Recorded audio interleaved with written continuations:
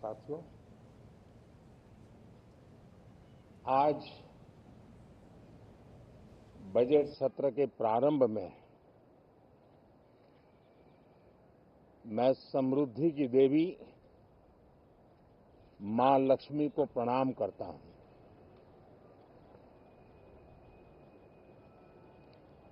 और ऐसे अवसर पर सदियों से हमारे यहां मां लक्ष्मी का पुण्य स्मरण किया जाता है।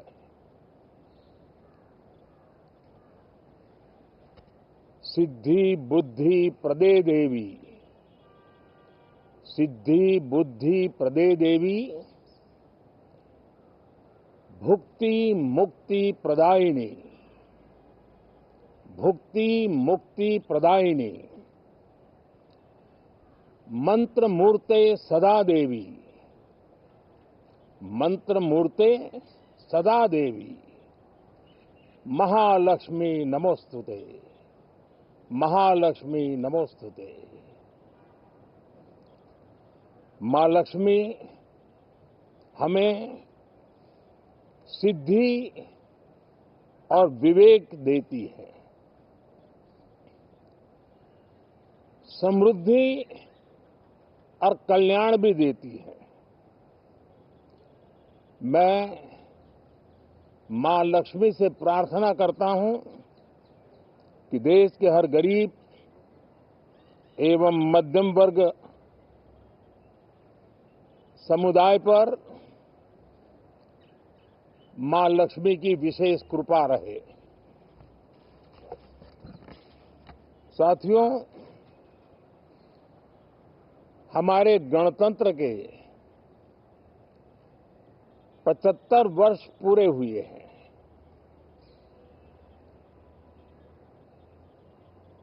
और ये हर देशवासी के लिए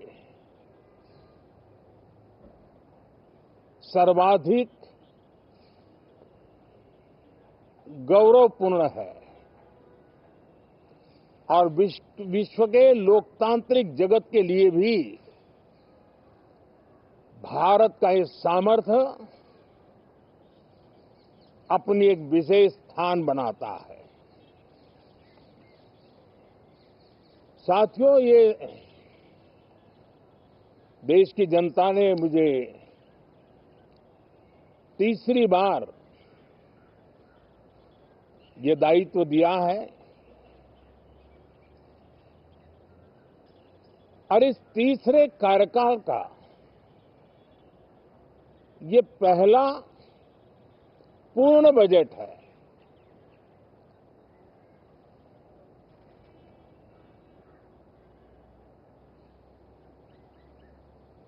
और मैं विश्वास से कह सकता हूं कि 2047 जब आजादी के 100 साल होंगे, विकसित भारत का जो संकल्प देश ने लिया है, ये बजट सत्र, ये बजट एक नया विश्वास पैदा करेगा, नई ऊर्जा देगा कि देश जब आजादी के 100 साल मनाएगा तब विकसित होकर रहेगा। 140 करोड़ देशवासी अपने सामूहिक प्रयास से इस संकल्प को परिपूर्ण करेंगे। तीसरे टर्म में हम मिशन मोड में देश को सर्वांगीण विकास की दिशा में, चाहे वो भौगोलिक रूप से हो, सामाजिक रूप से हो या आर्थिक भिन्न भिन्न स्तर के संदर्भ में हो, हम सर्वांगीण विकास के संकल्प को लेकर के मिशन मोड में आगे बढ़ते जा रहे हैं। इनोवेशन, इंक्लूजन और इन्वेस्टमेंट, ये लगातार हमारे आर्थिक गतिविधि के रोड मैप का आधार रहा है। इस सत्र में हमेशा की तरह कई ऐतिहासिक बिल पर सदन को चर्चा होगी और व्यापक मंथन के साथ वो राष्ट्र की ताकत बढ़ाने का काम करने वाला कानून बनेंगे। विशेषकर नारी शक्ति के गौरव को पुनः प्रस्थापित करना, पंथ संप्रदाय के भेद से मुक्त होकर के हर नारी को सम्मानपूर्ण जीवन मिले, उसको भी समान अधिकार मिले, उस दिशा में इस सत्र में कई महत्वपूर्ण निर्णय लिए जाएंगे। Reform, perform and transform. जब विकास की तेज गति को प्राप्त करना होता है तो सबसे ज्यादा बल रिफॉर्म पर रहता है। राज्य और केंद्र सरकार ने मिलकर के परफॉर्म करना होता है और जन भागीदारी से हम ट्रांसफॉर्मेशन देख सकते हैं। हमारा युवा देश है, युवा शक्ति है और आज जो 20-25 साल की आयु के नौजवान है, जब वो 45-50 साल के होंगे तब वो विकसित भारत का सबसे बड़े बेनिफिशियरी होने वाले हैं। उम्र के उस पड़ाव पे होंगे, नीति निर्धारण की व्यवस्थाओं में उस जगह पे बैठे होंगे कि वे गर्व के साथ आजादी के बाद जो शताब्दी शुरू होगी, एक विकसित भारत के साथ आगे बढ़ेंगे। और इसलिए ये विकसित भारत के संकल्प की पूर्ति का प्रयास, ये अथाग मेहनत आज जो हमारे टीनेजर्स हैं, हमारी युवा पीढ़ी है, उनके लिए ये एक बहुत बड़ा तोहफा बनने वाली है। जो लोग 1930 में, 42 में आजादी के जंग में जुट गए थे,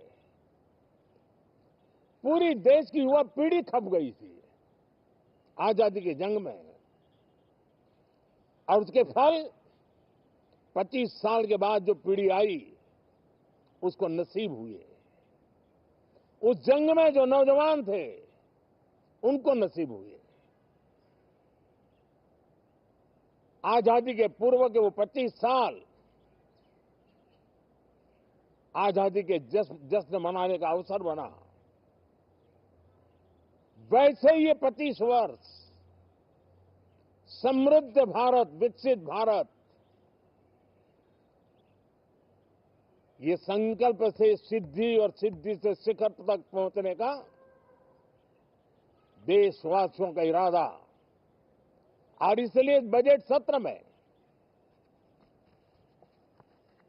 सभी सांसद विकसित भारत को मजबूती देने के लिए अपना योगदान देंगे।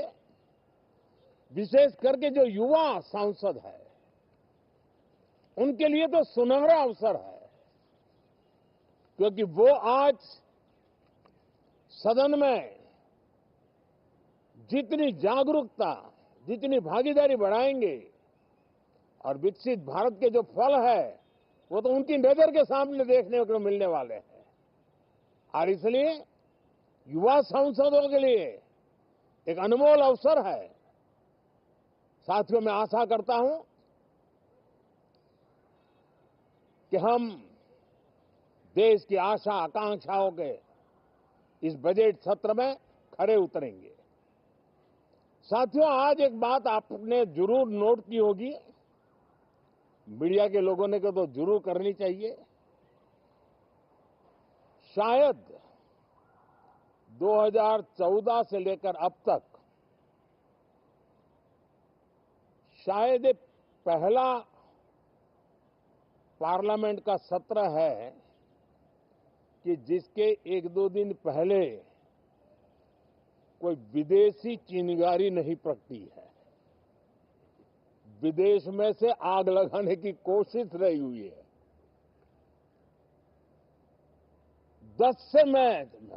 10 साल से यानी 14 से देख रहा हूं, हर सत्र के पहले शरारत करने के लिए लोग तैयार बैठते थे और यहां उसको हवा देने वालों की कोई कमी नहीं है।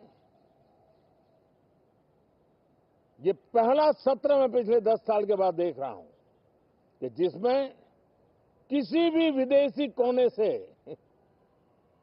कोई चिंगारी नहीं हुई। साथियों, बहुत बहुत धन्यवाद।